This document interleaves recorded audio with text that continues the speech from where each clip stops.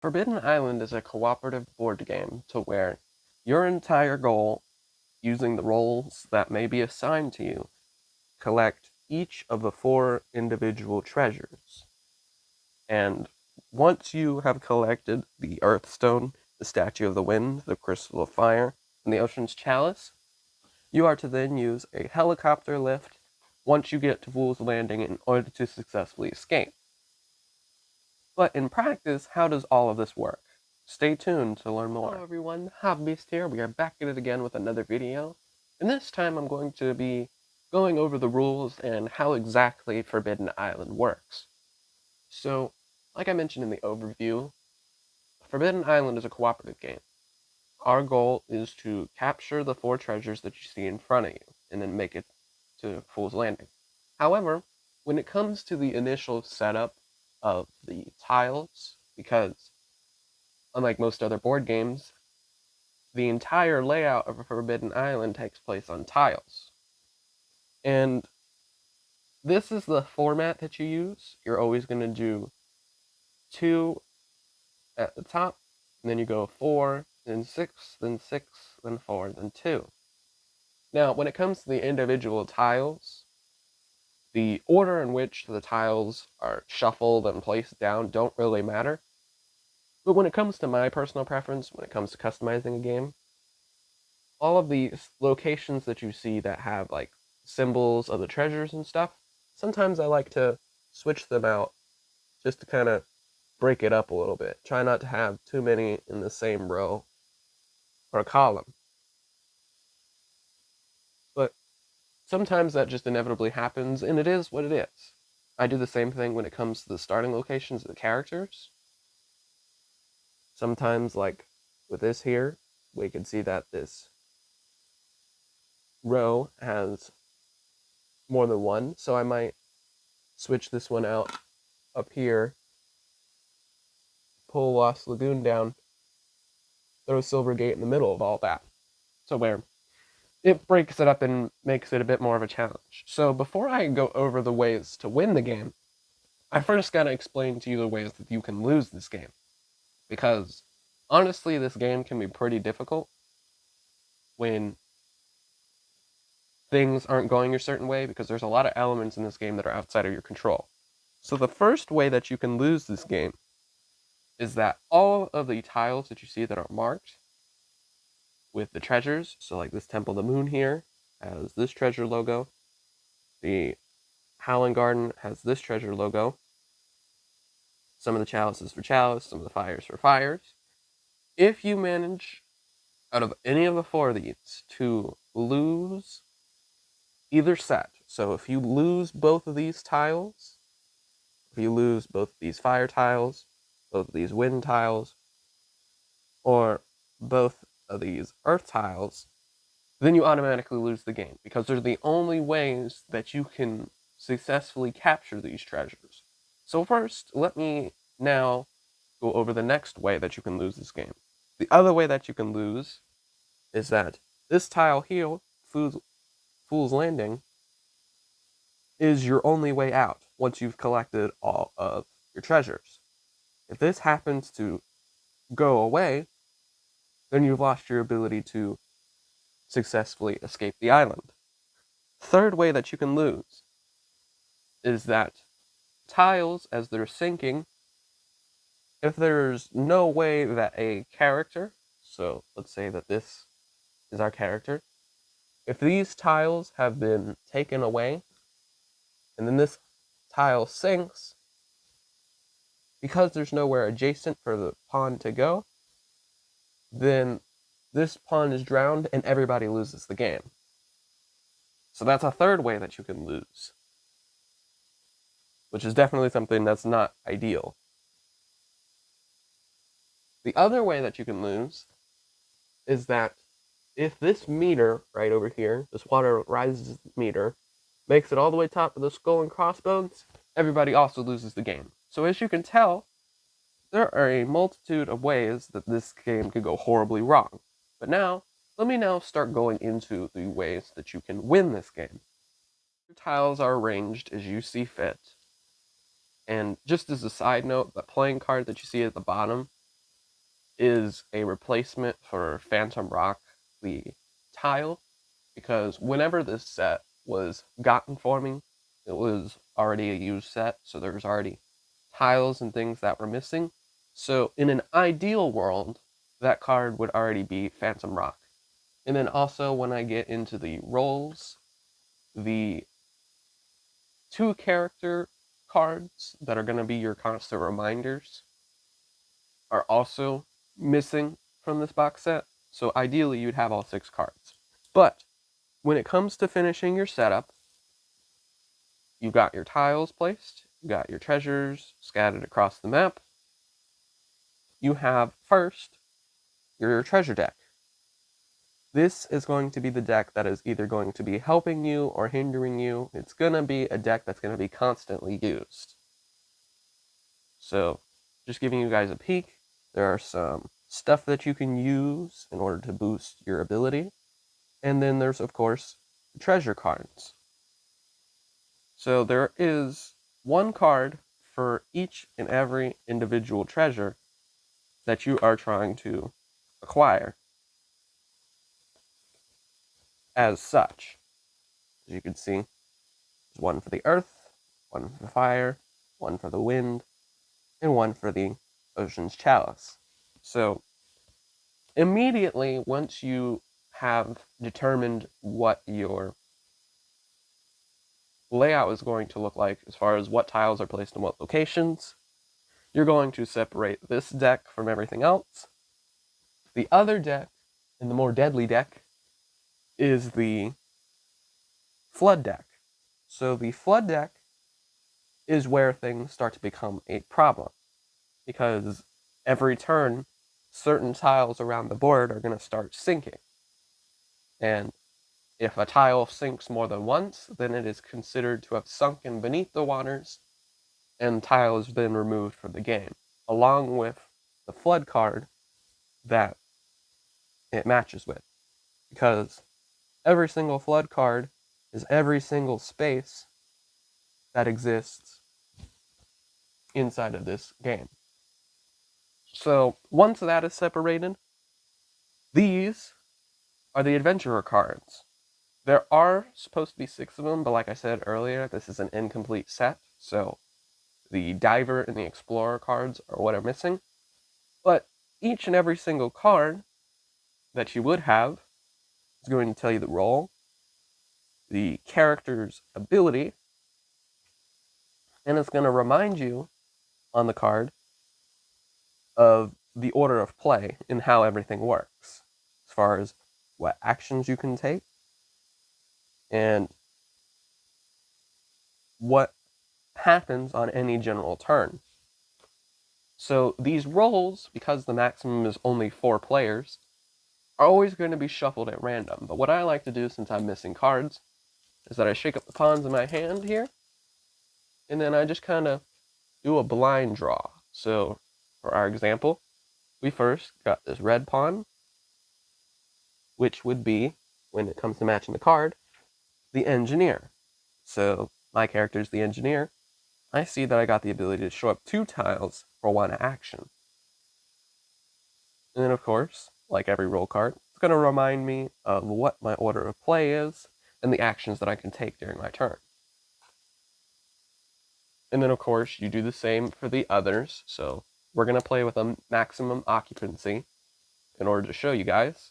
So we've got this gray pawn now, which is the messenger, who has the ability to give treasure cards to a player anywhere on the island for 1 action per card.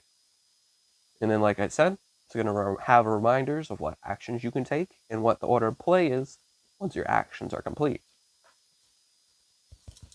The next pawn, I'm picking at random here, we've got the diver, which is this black pawn. And he has the ability to move through flooded tiles and through any gaps for 1 action. And I will demonstrate that more in greater detail, because the card itself has specifics of what it says, but it's easier for me to show you guys than to physically show the card.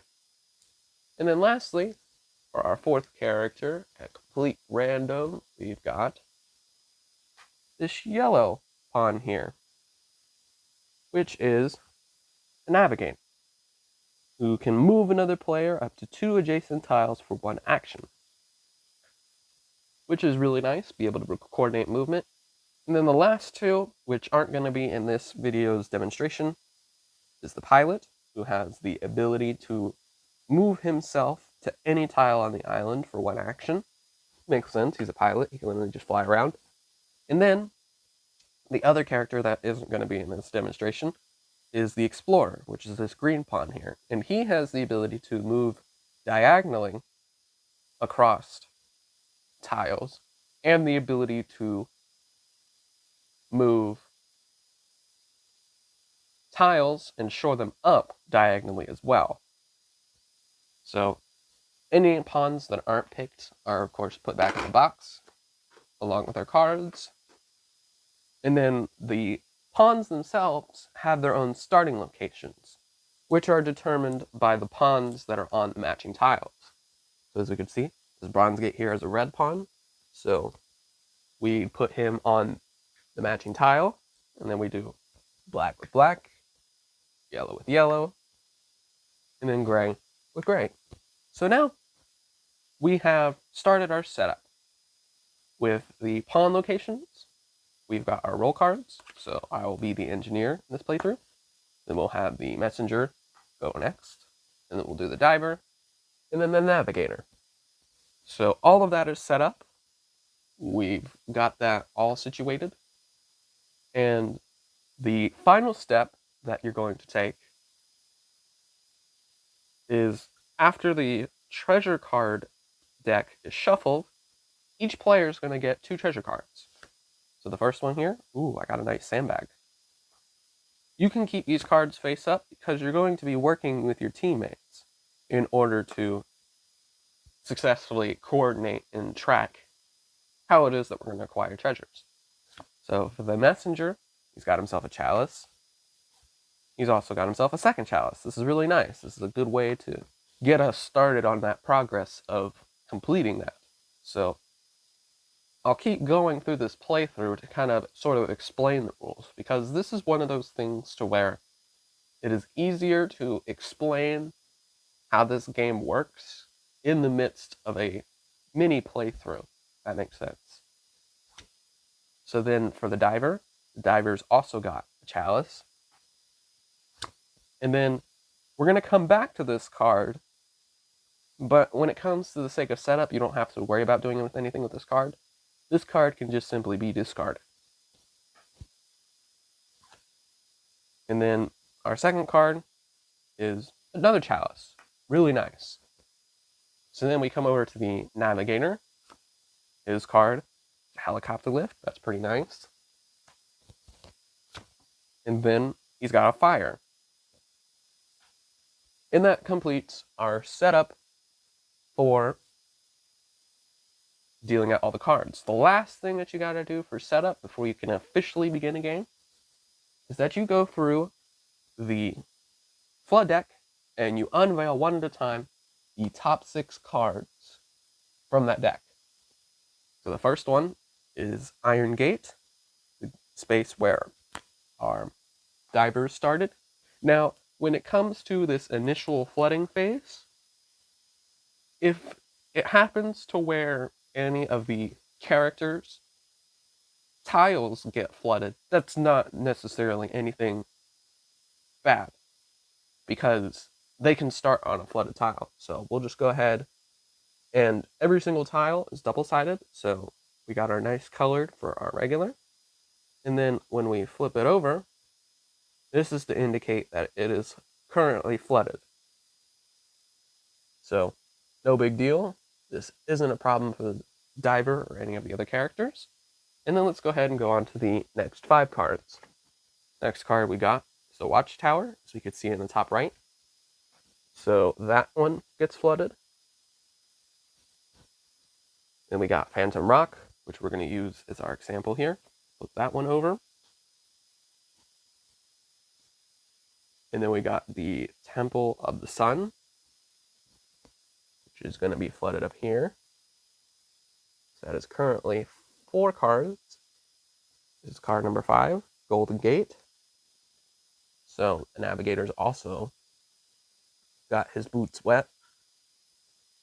And then the last card we got is the Temple of the Moon, which is right over here. So now we've done our initial flooding phase, and then we can now progress to actual Every single character in Forbidden Island, regardless of who you are, is only going to be able to take 3 actions. Actions, if you don't remember from the card, are going to be either moving, whether it be moving from a horizontal or a vertical movement. The only character who can move diagonally is the Explorer, but because he is not in the game, we can only move adjacent to our tiles, or we can move horizontally, vertically. So that is one of the many options that we have. So we just do our one movement. But because, as of right now, we can see from a strategic standpoint that we've got ourselves a problem with the fact that both the Temple of the Sun and the Temple of the Moon are both flooded. If at any point during a game these cards come back and they get flooded again when the cards are pulled, that's when you start removing the tiles. And remember, if we lose both the Temple of the Sun and the Moon, we have no way to get the Earth treasure, because they're the only locations where we can get them. So we would lose the game at that point. So what would probably be the best idea is that right now in our current hand, with the 2 cards that we have Sandbags, and we have the Lion. And when it comes to the things like the helicopter lift that the Navigator has, and the Sandbags that we have, these cards can be played at any time, and they don't count as an action. So we would then, of course, communicate with the team. Okay, we could see that Temple of the Sun, Temple of the Moon is very much so flooded. So that would be the problem here. So what would probably be wise is to just give ourselves an out, take our first action here, the Cave Embers. We could shore up for 2. And when it comes to shoring up tiles, you always have to be adjacent to the tile that is shored up. And that all essentially is doing is turning the tile back over to where it is no longer flooded. Because, like I mentioned earlier, if it gets flooded twice, then that tile is then removed from the game. It can't come back. But then, because we've only used 2 actions, we could use our Sandbags here, discard it, and then we can choose to either do the Temple of the Sun, Temple of the Moon. Because nobody in all of our hands that we could see here has any rocks to work with, we can just go ahead and do Temple of the Moon. Makes the most sense, just saves us that extra turn. And now we've got one more action. Now when it comes to trading cards, to where we both see that the Diver and the Messenger have 2 chalices each, you need a 4 of a kind of either the chalices, the fires, the earths, or the winds in order to be able to cash those in at those treasure locations that I was talking about earlier. So the ones that are marked with the symbols of the treasures are the only places where you can cash in those cards in order to capture the treasure. The only exception to the being on the same tile in order to trade card rule is the Messenger himself. Only he can give cards to anybody else, not on the same tile. But you also gotta keep in mind that it's only giving cards. He can't take cards from anybody. He has to be on the same tile as them in order to take them. But he could be the guy inside of our adventure who has all the cards and just simply distributes them out to whoever needs them at that period of time. So coming back to our engineer here, since we took our second action at the watchtower, we might as well just choose either come to Twilight Hollow or Breaker's Bridge, because at this point, we're just simply moving for the sake of moving. And then now, our turn's officially ended. So once we have accomplished that on our turn, we then draw 2 adventure cards from the treasure deck. So we've got a lion, which is nice, gives us 2 lions. 3 lions, beautiful. So that simply ends the turn. And because, depending on the level that you're at, if you're brand new to this game, you start down here at the novice level. If you are pretty used to a normal game of Forbidden Island, you do the normal level. If you're intermediate, you've been playing it for a little while, and you want a bit of a challenge, you do the elite level. But if you've been like playing for a long time, you're constantly winning games, and you want that real challenge, try out the legendary level. So that's just the knock that you can choose to start at. But because we're here at the novice level for you guys, we then draw 2 flood cards. So the next flood card that we have is we have the Howling Garden, which is right here. So that is now flooded. And then the next card we've got is the Silver Gate, right where the messenger is. So it's flooded. We don't really need to worry about it. And that consists of the end of the engineer's turn. So now we come over to the messenger here. The messenger is right here. So, of course, it is his turn now. And because of his character ability to give treasures to anyone on the island, it would make the most sense to give our 2 chalices that we've got here over to the diver, because the diver has the other 2, and we need that 4 of a kind in order to be able to progress and to be able to secure the chalice for ourselves. So we could then first use 2 actions in order to give our chalices, to give that 4 of a kind to the diver. Now, just to keep as a side note, the maximum amount of cards that you can hold in your hand at any one time is 5 cards. And I'll explain, if we ever get to that point, what would happen if we exceeded our card carrying limit. But we've given our 2 cards to the diver, so that way he can make it over to the Coral Palace on his next turn in order to be able to just immediately capture the Ocean's Chalice. So we've used up 2 actions, so we've got 1 action left for the messenger. And what would probably be the best idea is to just shore up the tile that we are currently on, just to kind of keep that as a traveling point. And that consists at the end of his turn. That we've completed the messenger's turn, it is now time for us to draw our 2 treasure cards, because that's the next thing that we do, if you remember from our order of play. So here's 1. Uh-oh, we got ourselves a Water Rises. This is going to be a problem. But we don't have to worry about resolving this right away. This is something that a lot of newer players often overlook. It's the fact that you do resolve this card, but you don't have to resolve it right away. You can sort of come up with a strategy beforehand, depending on what that second card is going to be. So we then draw our second card, and it's another Water Rises. This is very much not good. So the way that this works is that we follow the cards. So we first move the water level up 1 tick mark. But because we drew 2, we move them 2 tick marks. Then, only for the first one, we shuffle the flood discard pile and place it on top of the flood draw pile. This becomes a problem because anything that we had flooded previously now has a chance of coming back and being permanently removed from the game. And then once we do that, we then discard the cards to the discard pile. So let's go ahead and discard these.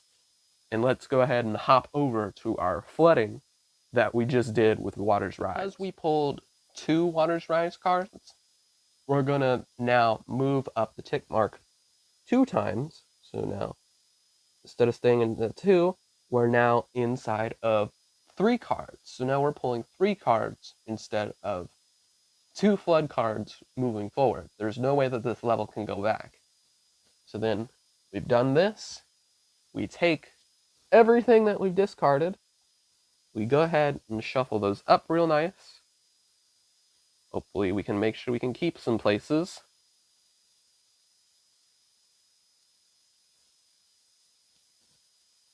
Throw that bad boy right back on top of the flood deck. And now we draw our 3 cards. So as you can see, Howling Garden. Because Howling Garden was already flooded, it is now sunk into the bottom of the ocean, and it is removed from the game alongside the card. So this is where now the challenge starts to come in, because as these tiles keep sinking and as these cards get disappearing, other areas are now more likely to start getting flooded and then eventually discarded when you have to shuffle it back together. So that's where the real problem starts to come in. So as we can see, we've got ourselves this gap here, right where Howling Garden used to be. So then we draw our second card. Second card is the Iron Gate. So now that tile, because the diver was on this tile, we now have no choice but to swim to any adjacent tile. This is not a problem for the diver. We can just come over here to the Coral Palace, because this is where we needed to go anyway. And if for any reason we needed to get over to the Cliffs of Abandon and make our way around, or let's say the Coral Palace was where Cliffs of Abandon is now, then the diver's ability allows him to swim through that gap in order to make it across to the Coral Palace, because that's his character ability. But because Iron Gate's flooded out, we've got Iron Gate in its card, and that is now also removed from the game. So, as we can see here, it's starting to get a little bit more challenging. So now we come back to our flood deck, and the Watchtower is now flooded. It is not gone, because we shorted up earlier, so it just simply flips back over, and that is the end of the messenger's turn. If you remember from earlier, the messenger gave us our 4 of a kind that we needed in order to get the Ocean's Chalice. And we are on the Coral Palace space, which is one of the 2 spaces that we need to be on in order to trade those in. So, the first action that we're going to take as the diver is we are simply going to capture the treasure. So, we turn in these 4 cards, those go to the discard pile, and then we simply take our lovely chalice, and we can kind of just set it off to the side, because we've now captured it. It is ours as a team. So that can stay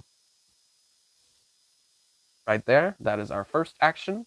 We don't need to do really anything else at the moment, because neither us as the diver nor the messenger have any cards to distribute. So maybe it might be a good idea to just sort of come down to, and then as we can see, the Navigator to the left, we might just shore up his card, just to kind of make things easy for us. So that was action number 3, and we do our usual bits. However, because we have captured the Ocean's Chalice, we simply discard any other of the remaining chalices that may be in the deck, if it happens to come up. Just so that way it's more likely that we're able to get the treasures that we need, but it also might increase the risk of more Water's Rising cards to start frequently appearing. So that's the challenge within of itself. So coming over to our treasure deck, first card we got is we got a fire. That's nice. The Navigator does need fire, so we might need to get over to him in order to be able to give him the treasure. And then we got ourselves an earth. That's really nice too. We can start working on those other two sets at the same time. So that consists of that turn. And now we do our flooding phase. So we're still drawing 3 cards because the meter tells us that we're drawing 3 cards. So the first flood card that we're going to be drawing is the Temple of the Moon. So we come over here and we flood it. We come back for number 2, Temple of the Sun, is now removed. So from a strategic standpoint, we now know that we've only got one location in order to get the Earth treasure. And we have to shore that one up, because if we lose the Temple of the Moon as well, then we lose the game, because then we have no way of retrieving the Earth Stone that we need. So the tile and the card is then removed from the game. And then for our third flood card, Gold Gate is now going back under, even though we just shored it up. And that consists of the end of the diver's turn. So now we moved on to the Navigator. And the Navigator's got a couple of options for what his actions could be. As usual, we've got his reminder of what actions we can take and the order of play. The Navigator's ability is to move another player up to 2 adjacent tiles for 1 turn. So it's not necessarily that he has a range of 2 tiles, but it can be any of the other pawns that are on the board. So maybe we might want to coordinate movements with some of the other characters. Maybe in order to make it easier, we can then first, as we need to shore up our tile that we're currently standing on.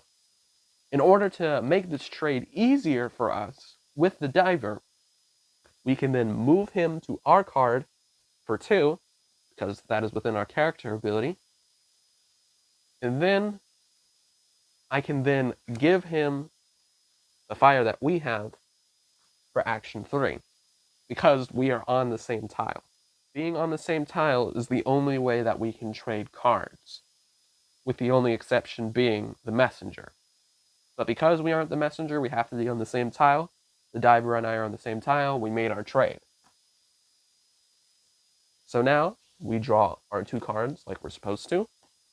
We got ourselves a lion, which we know that us as the engineer need.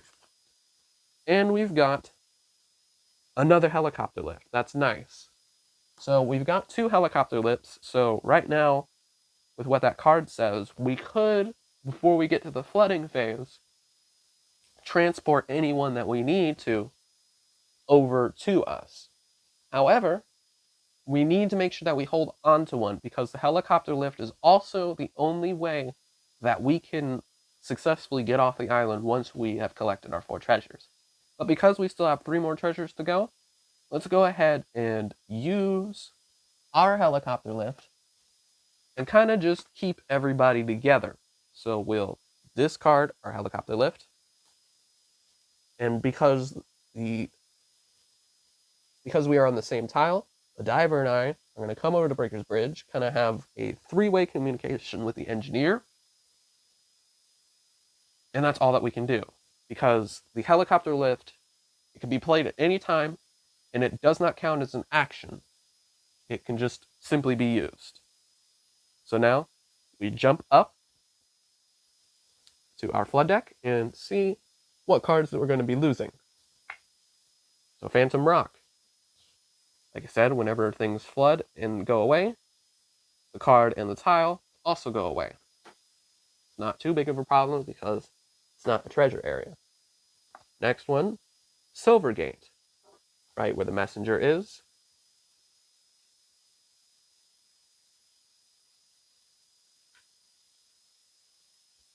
And then now we do for card number 3, Tidal Palace.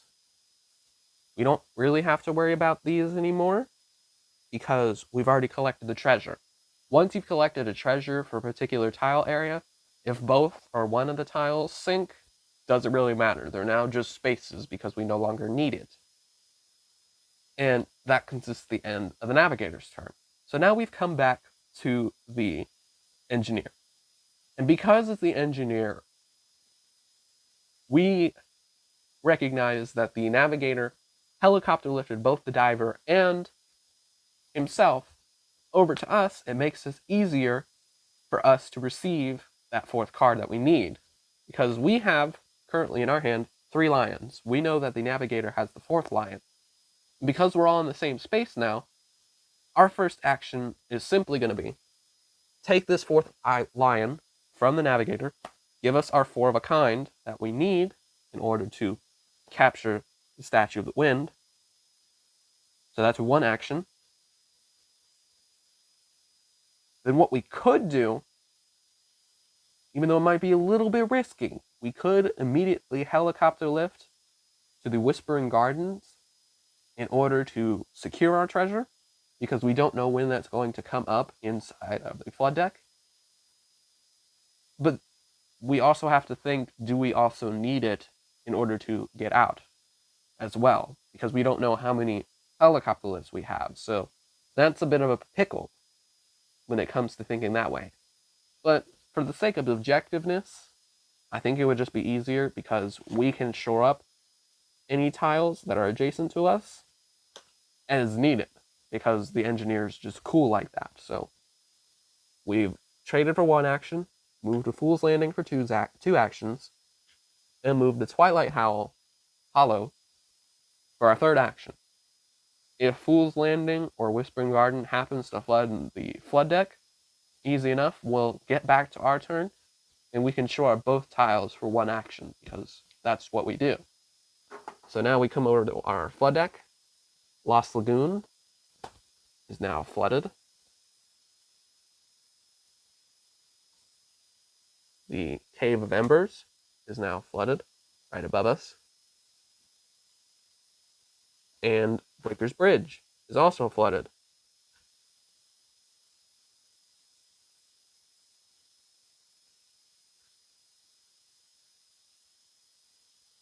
So as we can see, if we zoom out a little bit, we're starting to look a little bit flooded, but we're not in too terrible a position. So now let's go ahead and move over to the Messenger. Our Messenger in the background here hasn't really moved the whole game, because his whole focus has been to just move cards from himself to other players. So we need to make sure that we do not lose the Messenger to the abyss of the ocean, because if we do that, then everybody loses the game. So the first actions that we need to take, the first 2, is shoring up the tile that he's currently on, and shoring up Breaker's Bridge. So that way he has a way out. So now, we can now just simply move to Breaker's Bridge, and that makes our 3rd turn. Also, if we ever need to give any cards to the Messenger, we have the ability to do that, because the Navigator, the Diver, and the Messenger are all hanging out on Breaker's Bridge. And because we recently drew Breaker's Bridge inside of the flood deck, it's not very likely that it's going to flood again. So the 2 cards that we need to draw are our treasure cards. We got Fire, which is nice. We can give that to the Diver again. And we've got another Earth. Now, it would make the most sense to not have the Diver do everything. So when it comes back, or better yet, it would probably work best if on the Diver's turn he gave the Earth to the Messenger, so that way he could start making his way to the Temple of the Moon in order to start shoring up, being able to go that way, and maybe to eventually cash in order to retrieve the Earthstone. The only character who could move right now in between flooded tiles is the Diver. If he wanted to, for whatever reason, get to Bronze Gate, the Diver's the only character for 1 action who could swim through the flooded Cave of Ember in order to get to the other side. No other character can do that. But we're not going to worry about that on that turn. We're just going to now go to the flooding phase at the end of the Messenger's turn. So we're going to be drawing 3 cards again, as usual. The first one, Whispering Garden. Okay. That's not too big of a problem. As the engineer, we can shore that up pretty much at any time. Second card, Fool's Landing. That would also be a problem because that is our only ticket out of here.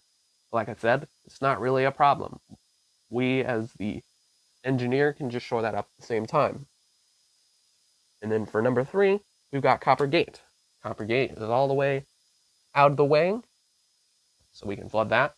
And this is kind of what our terrain is looking like. As we can see, the game is really starting to shrink. Our island's starting to get smaller and smaller. The only path that we really need is to make sure that Fool's Landing doesn't sink and to make sure that Whispering Gardens doesn't sink. Because we need that time in order to make it all the way around and save us from inevitably losing. So that is the end of the Messenger's flooding phase, and now we are going to go to the Diver.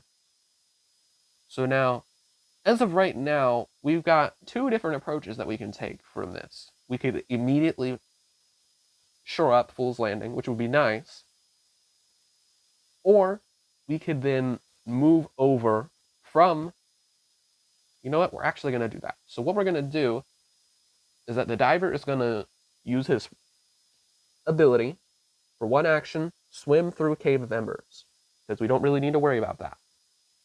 For action number 2, we're going to shore up Whispering Gardens, that way when it gets to the engineer, because we still have to get through the Navigator's turn, we're going to make sure that we have the possibility to get that Statue of the Wind. So that is for action number 2. And then, of course, because we just swam through it, we might as well just shore up Cave of Embers for 3. So now, when it gets to the Navigator's turn, the Navigator is going to be the one to shore up Fool's Landing. We're going to play a little bit of a gamble, because we can't lose either of those tiles, and if we draw another Waters Rising card, it's very likely that we might be able to pull up Fool's Landing again, which of course means it would flood out, and we would then lose the game. So we're playing a little bit of a gamble here. So we're going to shift over here. We're going to draw the 2 treasure cards.